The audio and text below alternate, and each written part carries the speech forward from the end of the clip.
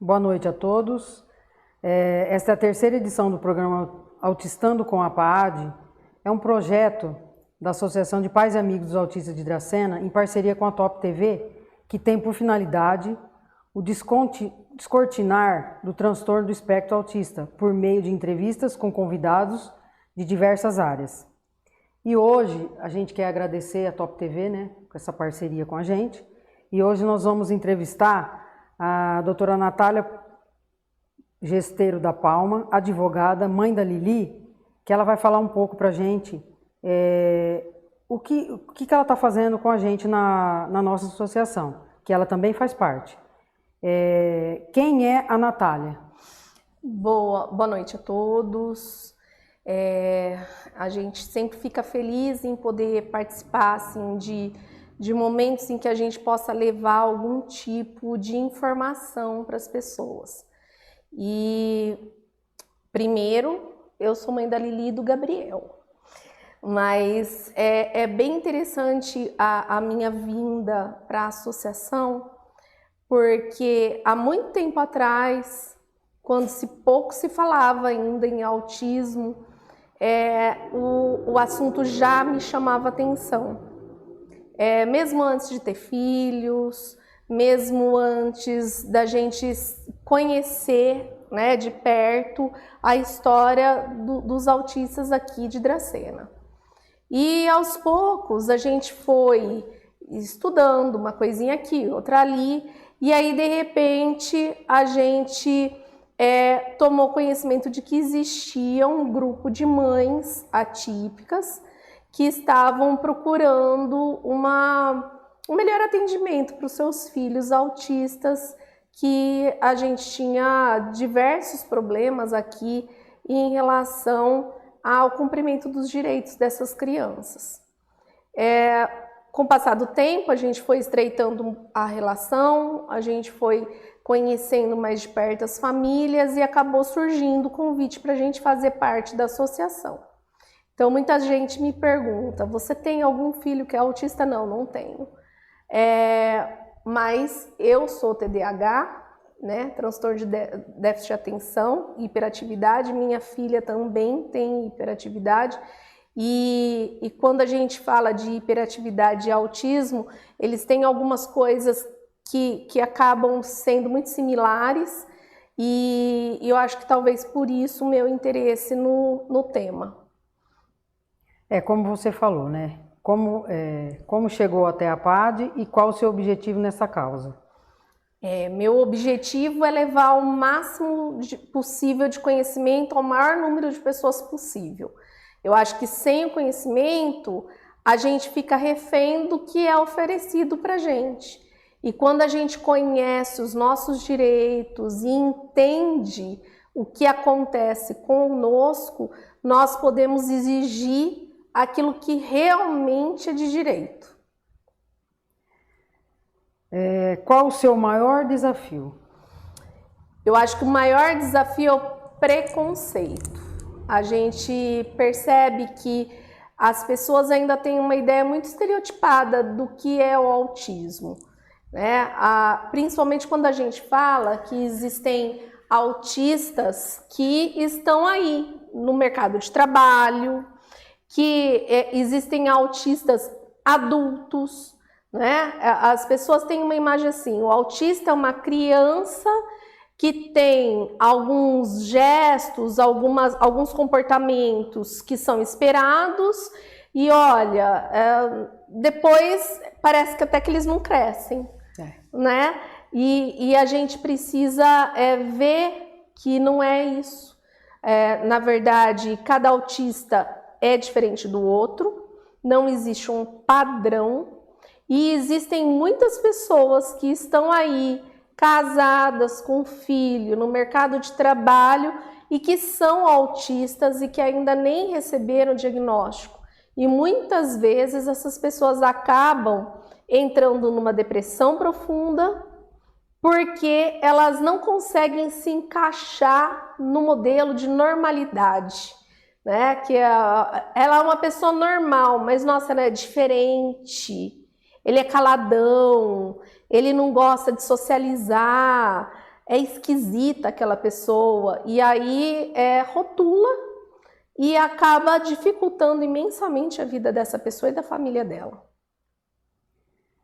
Qual o seu propósito de vida? Meu propósito de vida, acho que é isso, é transmitir para as pessoas a ideia de que elas precisam saber dos seus direitos, para elas poderem ter uma qualidade de vida melhor. De que maneira a advocacia, como um todo, pode ajudar nesta causa?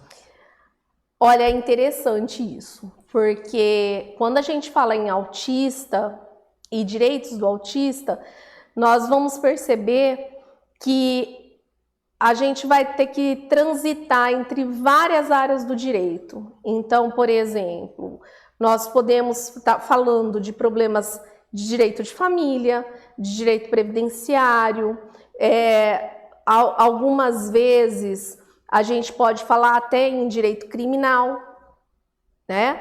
E tudo isso exige uma única coisa que vai somar para o profissional poder atender bem esse público, que é a empatia, o entender o que acontece com aquela pessoa. Porque quando a gente não entende o universo do autista, a gente tem uma visão muito superficial e acaba não conseguindo passar isso para o juiz. E o juiz não tem obrigação de saber, de ter internalizado esse conhecimento. Ele vai buscar a hora que chega na mão dele o caso, mas nem sempre ele tem um amigo, um parente, um conhecido que tenha o autismo como realidade de vida.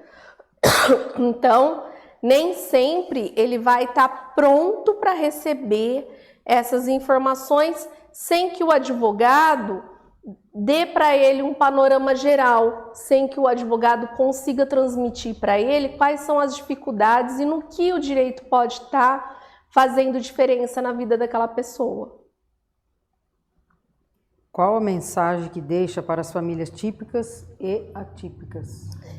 Para as famílias típicas, que elas procurem entender o autismo, porque as projeções são de que uma a cada 38 crianças vai ser diagnosticada como autista. Então, se você não conhece um autista ainda, você vai conhecer.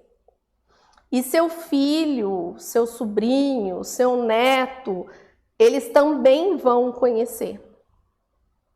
E aí, para a gente saber conviver, para a gente saber ter harmonia social, a gente precisa primeiro entender. Então, a primeira coisa, procurem o conhecimento.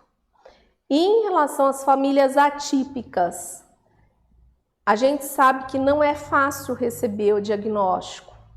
Muitas famílias passam um período grande de luto pela criança que a gente esperava ter, que não coincide com a criança que a gente tem. Meu filho tem algumas limitações, meu filho precisa de algo a mais do que o filho dos outros. E isso às vezes é muito difícil da gente entender e aceitar. Mas o entendimento é necessário. E depois, o levar para a sociedade tudo aquilo que a gente vive, a nossa experiência, faz toda a diferença.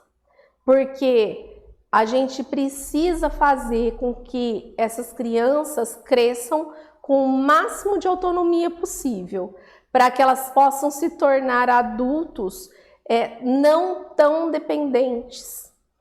E em alguns casos a dependência de outras pessoas é inevitável, como no caso do pessoal dos autistas de suporte 3. Mas quando a gente fala do suporte 1, por exemplo, que é o autista com grau leve, essa criança, se bem estimulada, se bem cuidada, se bem acolhida pelo grupo social que a cerca, ela com certeza vai ter autonomia e vai conseguir ter uma vida muito legal, muito boa, né? Aceitando as suas limitações e sendo sempre estimulada a superar os obstáculos. É isso que a gente tem que fazer. O que precisamos para termos uma sociedade mais inclusiva? Empatia. Empatia é a palavra. A gente nunca vai ter uma sociedade inclusiva se a gente não conseguir olhar para o outro e imaginar, se fosse comigo, como eu gostaria que acontecesse.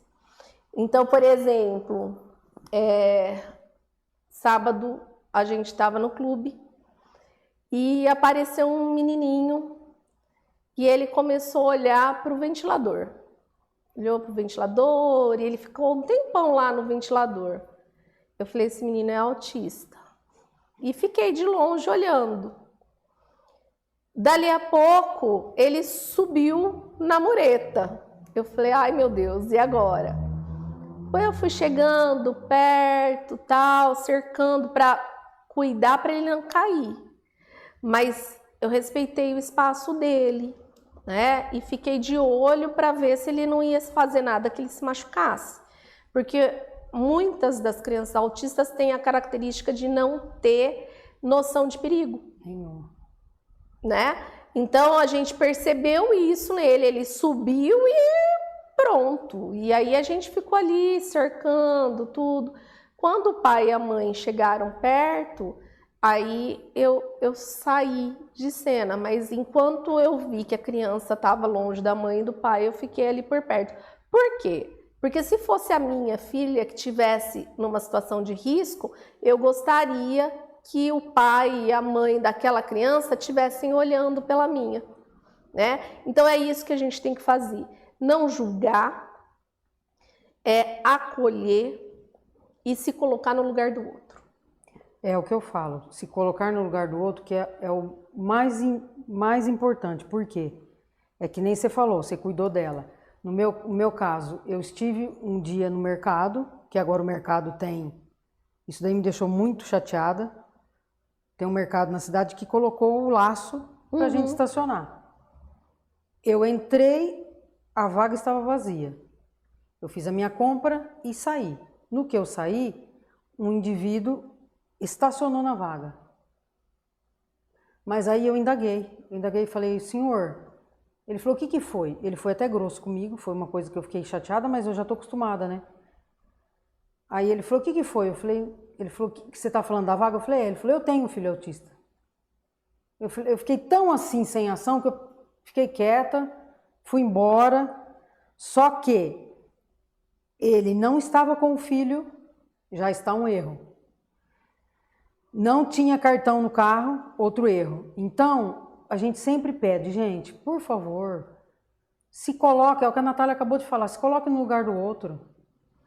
Você está usando uma coisa que não é para você. Você está colocando no lugar de outro. O mercado estava cheio de vaga, pois ele pôs lá. E eu tenho certeza que essa pessoa não tem filho autista. Porque a gente mora numa cidade pequena, a gente conhece todo mundo, a gente sabe. E se tivesse, para poder fazer o uso da vaga, deveria estar acompanhado do autista. Porque o que te dá direito a usar a vaga? É você ter a criança ali com você, o seu filho com você. Senão nada justifica. Você, sem o seu filho, você é uma pessoa típica. Você estaciona nas outras vagas. Porque se uma mãe ou um pai com uma criança autista chegar lá no mercado e precisar da vaga, não tem. Por quê? Porque está ocupada por aquela pessoa típica que podia ter estacionado em outra vaga, porque eu duvido que não tivesse vaga para estacionar. Justamente. Né? Então a gente precisa se policiar, né? Principalmente em situações em público, que às vezes acontece da criança se desregular. No mercado é muito comum. né? A criança quer alguma coisa, a mãe fala não, vira aquele trupé, ou às vezes acontece da criança sentir um cheiro que para ela não é legal, ou muita gente, né? Esses dias agora o mercado anda lotado. Então eu fico imaginando como é que uma mãe, uma criança autista, consegue fazer compra num mercado onde você está trombando com as pessoas.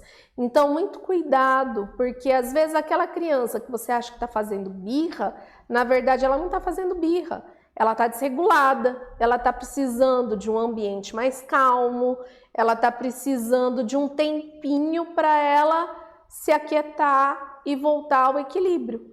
O que pode demorar bastante tempo e pode ser rapidinho, mas cada família sabe como que é, né? Quando a sua criança se desregula.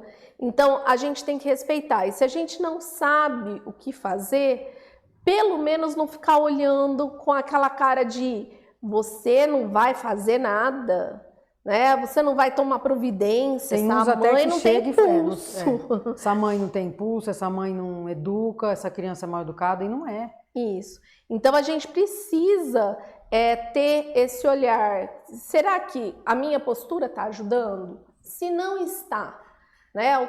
Como que eu posso fazer de agora em diante para pelo menos não atrapalhar? Essa é uma pergunta que a gente tem que se fazer. Você quer falar mais alguma coisa sobre? Gente, olha, eu acho que é muito importante a gente se achegar em grupos de apoio, a troca de informações, de ideias, os relatos, o desabafo às vezes faz toda a diferença. Quando for buscar um profissional, seja na área da saúde, seja na área do direito, questione se esse profissional está habituado, familiarizado com o atendimento do autista. Porque às vezes, nossa, o cara é um psiquiatra, ok, mas ele atende autista? Ele conhece sobre autismo? Ele sabe tratar aquele paciente? Porque às vezes ele sabe só a teoria, mas ele não tem o acolhimento, porque o que mais importa, né, e o que vai quebrar barreiras é o acolhimento. É aquela sensação de que não estou sendo julgado, essa pessoa sabe o que eu estou passando, do que eu preciso. E aí, no mais, é o beabá da profissão. Então, por exemplo, um previdenciarista sabe pedir LOAS para o autista? Sabe. Lógico que ele sabe. Mas ele vai saber, se ele não tiver, né, o convívio, a proximidade, ele vai saber como mostrar para o juiz o que o autismo fez com aquela família? Como o autismo interfere nas finanças daquela família? Porque ter filho autista é caro.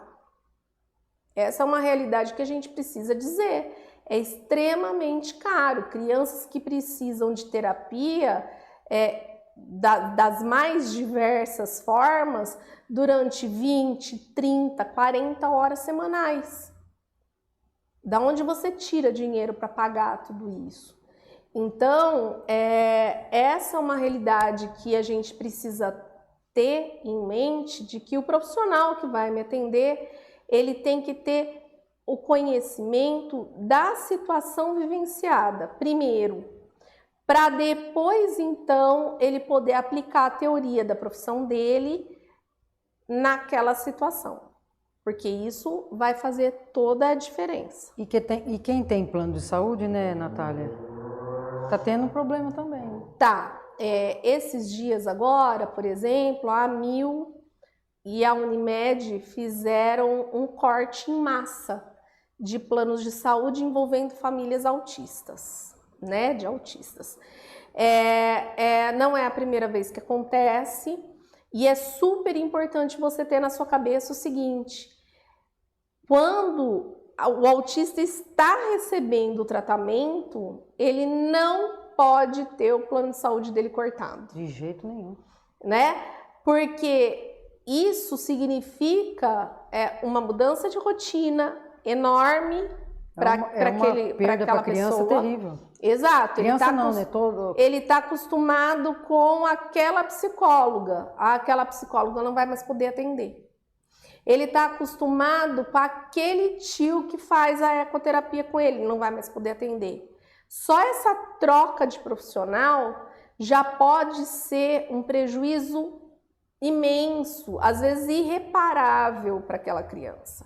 Então, se você tem algum problema em relação a corte do plano de saúde, tem como ser resolvido, tá? Uma outra situação também que às vezes chama muito atenção é a questão das isenções de impostos para autistas, tá? Então fica de olho. Meu filho só tem 5 anos, então eu não tenho direito a isenção de IPVA? Tem sim. E vai atrás, porque assim, quanto mais você puder economizar em algumas coisas, você vai poder aplicar esse dinheiro em outras que podem resultar em mais benefícios para o seu filho. Então, toda vez que a gente fala do autista, é importante que ele tenha um acompanhamento, né, jurídico, porque em vários momentos da vida dele, ele vai precisar do serviço profissional. É que nem a medicação, né? Exato. Mesma coisa a medicação. Exato. Não são todos que conseguimos pelo SUS, mas uma boa parte a gente consegue. Sim. E assim, hoje, o que a gente está vendo? Existe uma demanda muito grande, né? É exigido muita coisa do governo, né? Então, assim, o poder público tá sendo muito demandado, muito exigido, e os gastos estão crescendo muito diante do número de diagnósticos que estão acontecendo.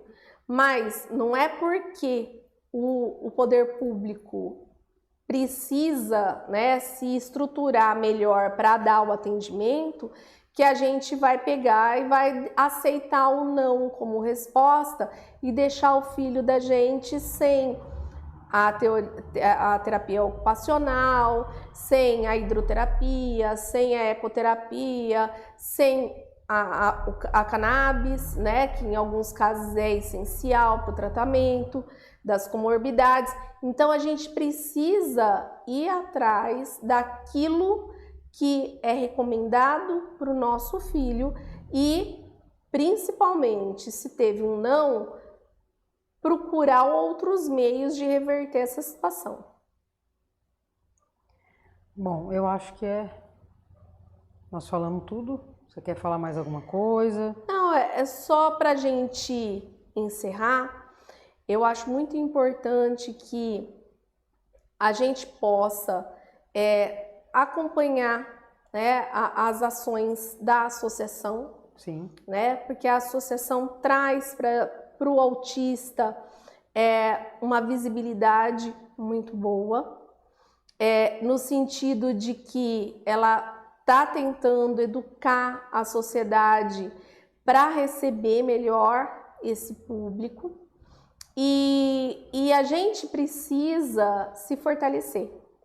Com certeza. Sempre, né? Porque se a gente estiver unido, se a gente tiver conhecimento, a gente consegue muito mais coisa. É isso. A PAD está aí, né? Para quem acompanha a gente está fazendo um trabalho bem bacana, que é o que a Natália falou. A gente tem que estar unido, porque não é fácil ter um filho autista. É bem complicado, é o que ela falou, assina embaixo. Então, a gente está aí para ajudar. E quem quiser estar com a gente, nós estamos aí fazendo bastante evento, bastante coisa, para conscientizar o pessoal mesmo. Porque ainda, gente, queira ou não queira, tem gente que ainda não sabe o que é o autismo. E não é pouca gente. E não é pouca gente. E não é pouca gente. Essa semana mesmo eu tive uma pessoa que, conversar com ela, nem imaginava o que era o autismo. Então, por mais que a gente fale, por mais que a gente está fazendo eventos, que a gente procura, ainda tem alguém que não sabe. E a gente quer agradecer todos vocês e a Top TV e falar para vocês que toda sexta-feira, às 9 horas, o nosso programa vai ao ar, que é o Autistando com a Top TV. Obrigada a todos e tenham uma boa noite. Obrigada a todos. A gente precisa sempre pensar em expandir conhecimento, em levar o mais longe possível o conhecimento que a gente tem, ainda que seja pouco, discutir bastante o assunto para que ele deixe de ser um tabu, para que ele deixe de ser objeto de preconceito, e a gente está à disposição para ajudar da melhor forma possível quem achar que precisa de maiores informações. Boa noite.